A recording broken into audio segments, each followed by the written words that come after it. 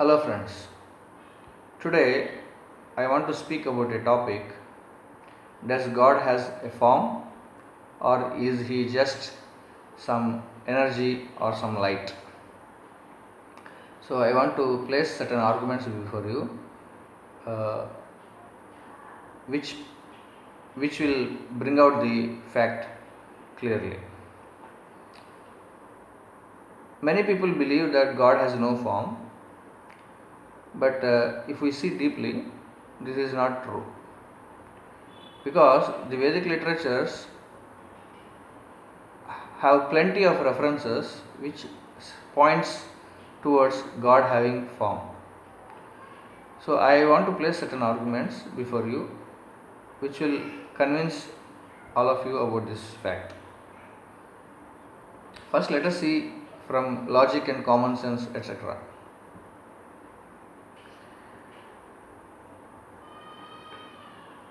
God is the supreme creator, and he has created so many things. He has created living beings as well as non-living beings. But all these created items have form, like hills, trees, planets, human beings, animals, birds. All these things have form. Therefore, from common sense, we can say that if the created items, created objects have form, the creator must have form. Otherwise, it is against common sense. This can be understood by another example, like a child having some pocket money. The pocket money is given by the father. Now, how can father give pocket money to the child? He can give only when he has more money with him. So, unless father has money, he cannot give it to the child. In the same way, unless the creator has form, he cannot give shape to the created objects. Even scientists or human beings, when they make a robot, they give some eyes to it, they give some hands and legs to it, because the scientist himself has hands, legs and eyes. Or if you take a movie director, he makes a film on aliens. So when he picturizes the aliens, he places a head, some eyes, sometimes more than two eyes, a nose, a mouth, but in a different manner. Otherwise, he cannot picturize the alien. The reason is because the movie director is having form, he is picturizing the alien with form.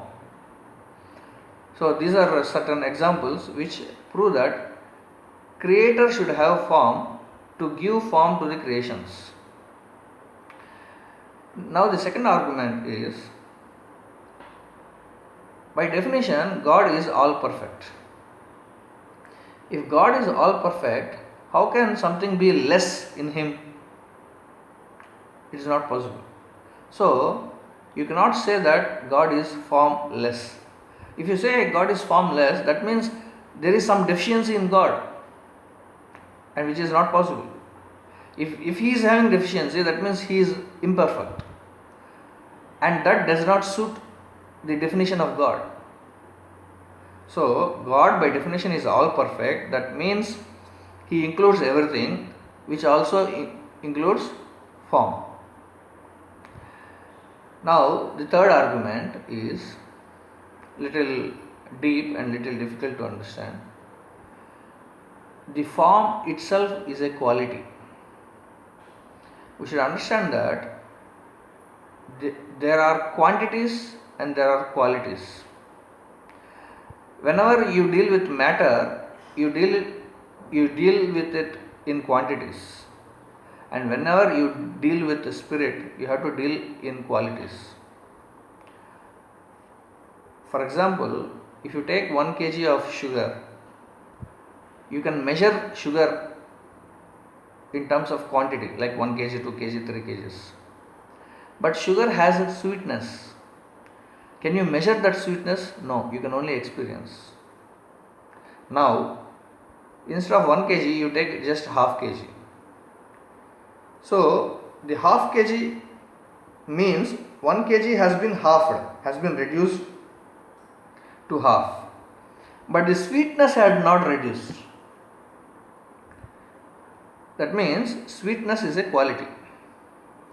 In the same way, form is a quality. Because God is made of all spirit, which is nothing but He is made of qualities. We should not use the word made of, because actually He is the source of.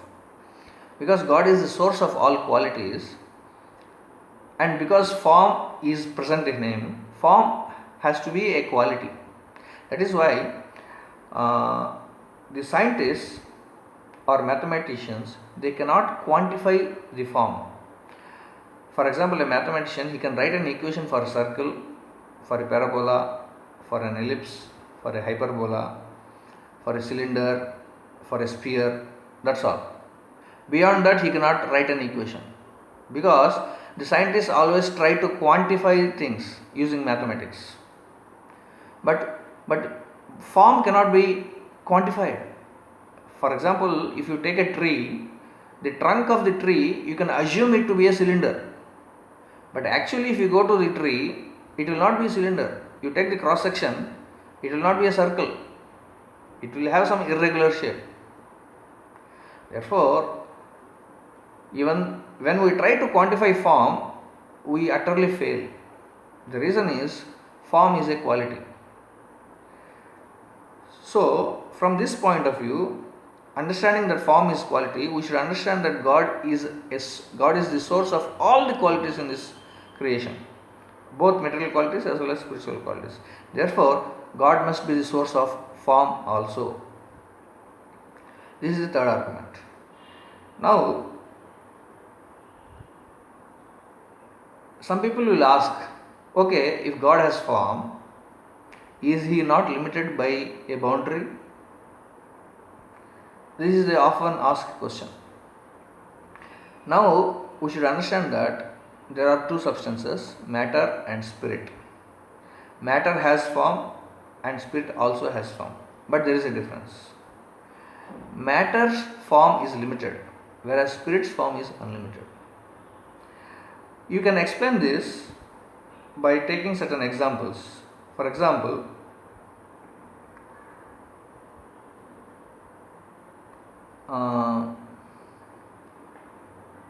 take a line. From mathematics point of view, a line contains infinite number of points. So line we can see with our eyes. Now you divide the line into two, or you erase half of the line. In the remaining part of the line, which is half line, how many points are there? Still you have infinite number of points. So such examples can be cited or quoted to make us understand that spiritual form will be like this. Spiritual form, even though it can be experienced, but still it is unlimited. It is little difficult to understand unless one practices spiritual life. But spiritual, just like this line example, or you take some sugar, just like the sugar example, even though you half the quantity, the quality doesn't get half. The quality remains like that only. So even though, in the same way, even though the spirit has form, it still remains unlimited. This is the answer for, is he not limited by a boundary? That is why the Upanishad, particularly a Upanishad by name Ishopanishad, says that Purnamada Purnamidam Purnat Purnamudachyate Purnasya Purnamadaya Purnameva Avashishyate. He is complete, even if he is divided, still he remains complete. Now, some people are very much inclined to believe that God is just energy. Why is this so? The reason is, in Vedas, certain terms have been used, like Nirguna and Nirakar. In Vedas, and these two words have been often misinterpreted. When you say Nirguna, Guna means qualities, Nirguna means no qualities. But the actual meaning is God has no material qualities. In the same way, Nirakar, Akar means form, Nirakar means no form. But the actual meaning is God has no material form. So, unless we understand these two terms properly, we cannot understand the form of God. Still, some people believe that God is just light. For this also, there is a reason. Because in Vedic literatures, there is a often repeated word called Brahman. This word Brahman refers to light or spiritual light. Now, what actually happens is clearly explained in some literatures like Srimad Bhagavatam and Brahma Samhita, etc. God, being Satchit Ananda Vigraha, he emanates a lot of light from his body. So, when a aspiring devotee sees God, first he sees his light. So, after seeing the light, some people, because there are other processes of seeing God also, of realizing God also, like yogic process. In yogic process, when people realize God, they first come across a huge amount of spiritual light. And after experiencing that, they think that that is the all in all, that is the final. But actually it is not. Srimad Bhagavatam says that this light emanates from the body of Lord Krishna.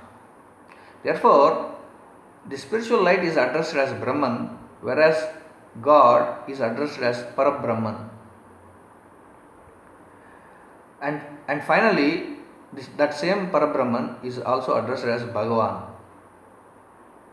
Now, this can be understood with small example. Like if you see a floodlight, when you see the floodlight, you will only see the light first. But if you are carefully, with more resistance in your eyes, look at the floodlight, slowly you will start seeing the filament in the floodlight. So, the source of the light, which is very dazzling, is the filament. The light has no form, but the filament has the form, which is the source. In the same way, the light which is coming, the spiritual light which is coming from God has no form. That is why people say God has no form. But actually, that spiritual light is coming from God, who has form. So, in the same Ishopanishad, this similar example of light and filament is given. The devotee prays to God, "My dear Lord, please withdraw your dazzling light so that I can see your face." So, why he is saying that I can see your face? Because God has form. That's why the devotee is praying that please show your face to me. So, having given all these arguments, now we will see certain evidences from Vedic literatures. The first thing is, there are 4 Vedas and there is one common prayer in all these 4 Vedas, which is very important. It is called Purusha Sukta. This Purusha Sukta elaborately explains the form of God. It says, Brahmanosya mukam asit, bahu rajanyakritaha, uru tadasya dvaishya, padhyam shudrojayata. All the 4 castes have come from different parts of the body of Purusha. Purusha means the Supreme Person. Therefore, God must be having form. There is another Upanishad called Gopala Tapani Upanishad, and it repeatedly uses the expression Satchit Ananda Vigraha. Vigraha means form. Now finally, let us come to Bhagavad Gita, which is most used evidence. In Bhagavad Gita, Lord Krishna says, Ajopisan Avyayatma. Avyaya Atma. Atma means body. Avyaya means imperishable body. So God is having a body, that means form, and it is imperishable. It doesn't perish. Again, in the same Bhagavad Gita, Arjuna requests, My dear Lord, please show your four-handed form. Tenaiva rupena chaturbhujena. So Lord Krishna shows his four-handed form to Arjuna. And finally, Krishna shows his two-handed form, which is called Saumya Vapu. Vapu means body. So, from Bhagavad Gita, we have very strong evidence which says that God has form. My dear friends, therefore, please don't get distracted or deviated or cheated if somebody says that God has no form. Thank you.